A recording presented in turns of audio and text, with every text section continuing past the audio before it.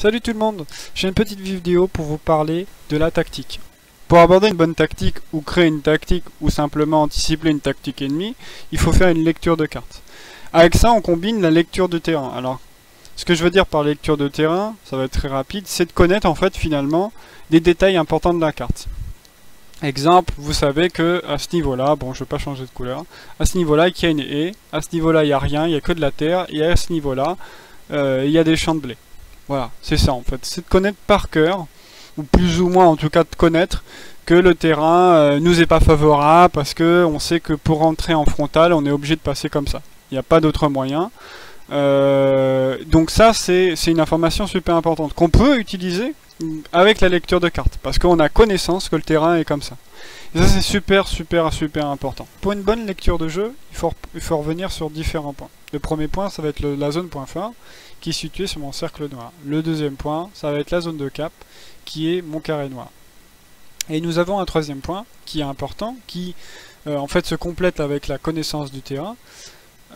Ça va être les zones stratégiques. Alors ce que j'appelle comme zone stratégique, ce sont des zones d'appui. En gros, ce sont des zones où on met régulièrement des garnisons ou des avant-postes pour se permettre de soit repousser l'attaque, comme ici cimetière ou la ville, soit justement pour se permettre de partir en frontal, de faire des flancs, de reprendre le bord de carte. En fait, ce sont des zones d'appui qu'on va utiliser. Et inversement, si ces zones d'appui, si ces zones-là sont prises par la défense, ça va nous permettre de repousser l'ennemi zone rouge, d'attaquer le prochain point, puisque j'ai mis ce point ici, le point ennemi, qui va nous permettre d'attaquer, soit de reprendre la ville depuis cet axe-là, donc ça va nous permettre de créer deux axes différents pour reprendre la ville. Donc ce sont des zones stratégiques. Je vais vous situer d'autres zones stratégiques. Nous avons une zone stratégique ici, ici et ici. On peut, bon, ici on la met pas, mais ce sont des zones stratégiques parce que c'est souvent plus facile de cacher les avant-postes, mais c'est surtout qu'en fait ils nous offrent un axe de progression très intéressant. Là, cet axe de progression va être ici, va nous permettre aussi de faire ça. Idem ici, ça va nous permettre de faire ça, ça va nous permettre d'aller dans cette zone-là, de traverser ici ou de repartir sur le flanc. En fait, ce sont des zones stratégiques, c'est ça. Ce sont des zones qui vont être utilisées pour rentrer dans la zone de cap et pour mettre pression. Donc ce sont des zones en fait que la défense doit absolument avoir sous contrôle, ou en tout cas essayer de manœuvrer pour parvenir à avoir ces axes, ces zones stratégiques. Et pour Sainte-Marie du Mont, ces zones stratégiques, ça va être le cimetière et la ville. Si on a, imaginons, le cimetière, le bord de carte, on va juste cette partie de bord de carte, et le point fort, en fait, ça va nous permettre de trouver des axes d'attaque pour reprendre la ville. Si on n'a pas la ville sous contrôle, en fait ce cimetière va nous permettre vraiment de trouver des axes pour parvenir à gratter. Et eux sont vraiment en danger parce que la seule zone de combat qu'ils ont, ça va être celle-ci. Donc c'est très risqué, ils se retrouvent vraiment très restreints. Et c'est là où leur objectif, ça va être d'essayer de trouver des moyens de parvenir à reprendre ces zones. Là, on parle vraiment de tactique. Là, ce que vous voyez en blanc, c'est la défense, et ce que vous voyez en rouge, c'est l'attaque. Donc vraiment, là, l'objectif, c'est vraiment, on doit reprendre cette zone. Pour reprendre cette zone, il faut se munir de garnisons. Les garnisons que je vais situer en orange. Ce qui est important sur les garnisons, c'est qu'il ne faut jamais se mettre qu'une seule garnison d'attaque. C'est comme la défense, il ne faut jamais se munir qu'une seule garnison de défense.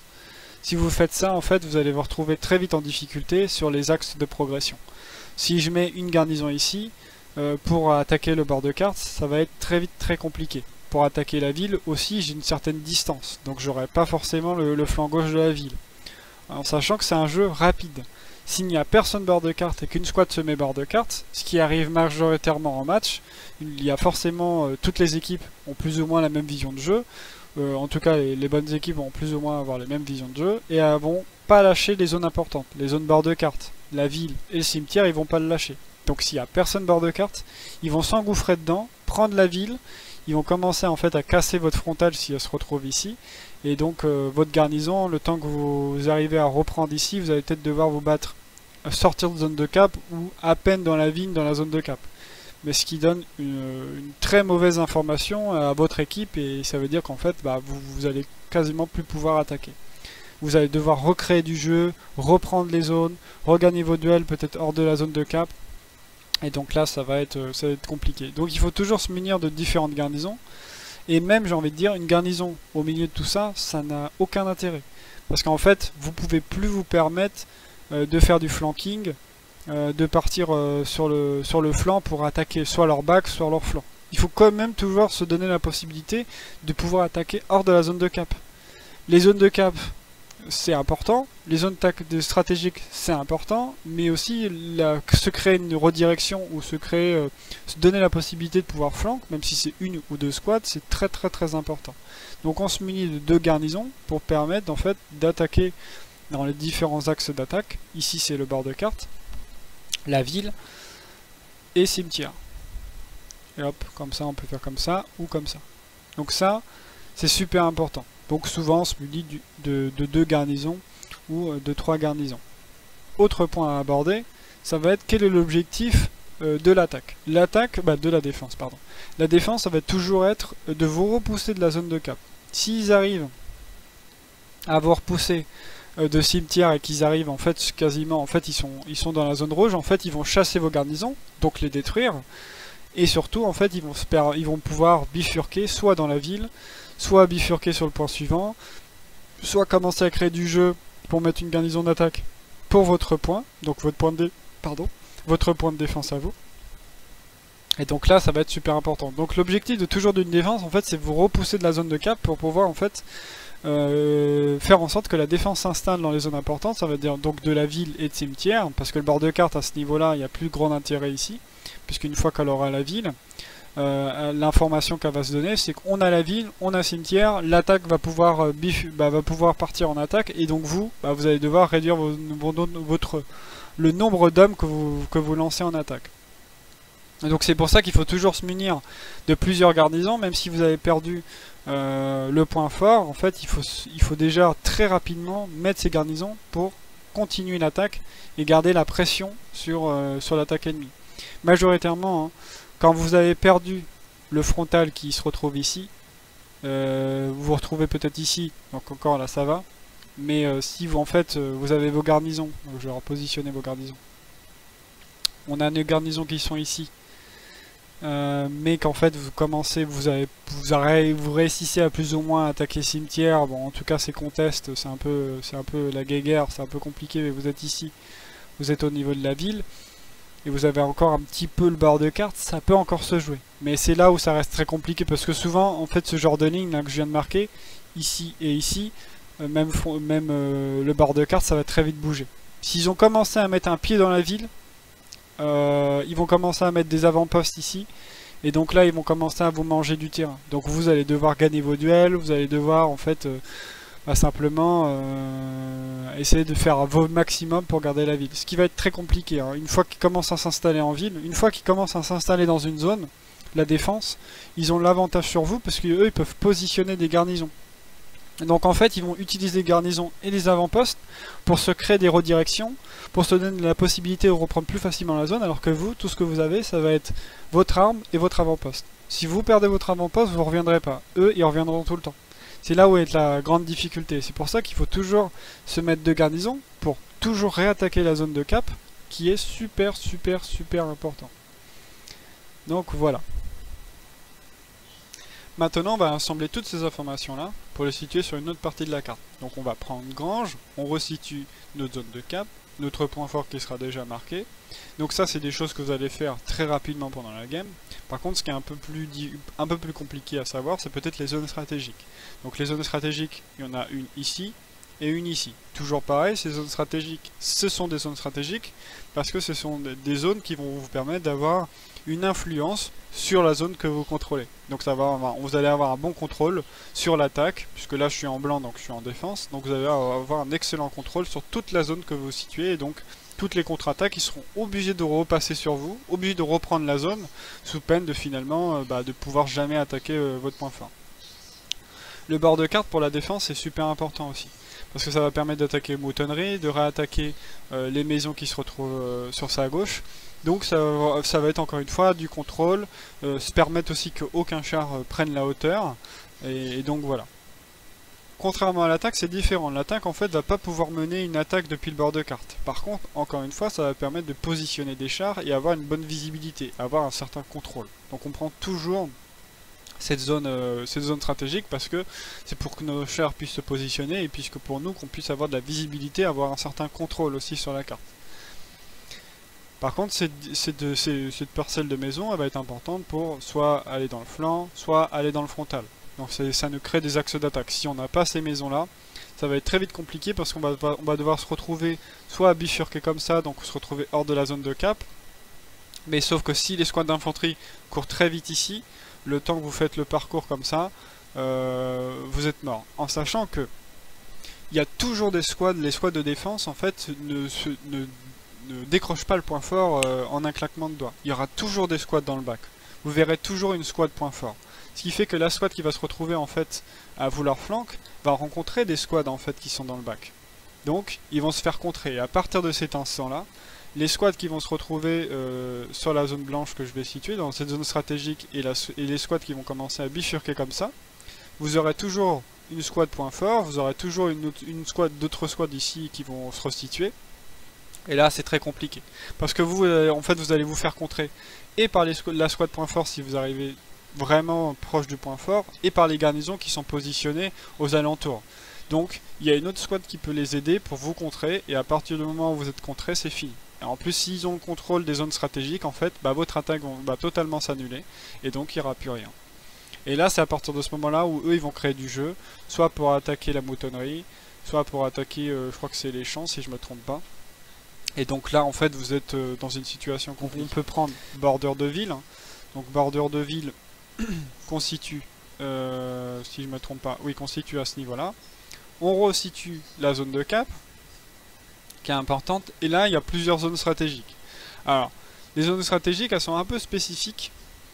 Ouais, je vais quand même laisser un rond, je vais prendre un rond blanc, toujours côté défense pour les US. Les zones stratégiques vont être assez intéressantes parce qu'il va avoir ici, il va avoir le point fort, il peut avoir aussi cette zone ici, il peut avoir cette zone ici aussi, même cette zone là. Donc il y a différentes zones en fait à travailler.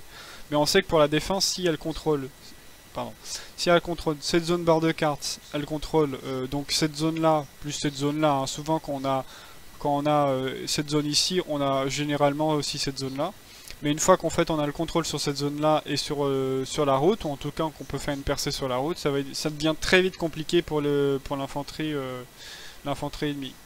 Parce qu'on doit rebifurquer sur le flanc. Donc là généralement, souvent quand on part en attaque et les conditions de carte nous forcent à jouer beaucoup plus dans le flanc, donc on va mettre peut-être 2 voire 3 squads d'infanterie, même si 3 ça reste que beaucoup quand même.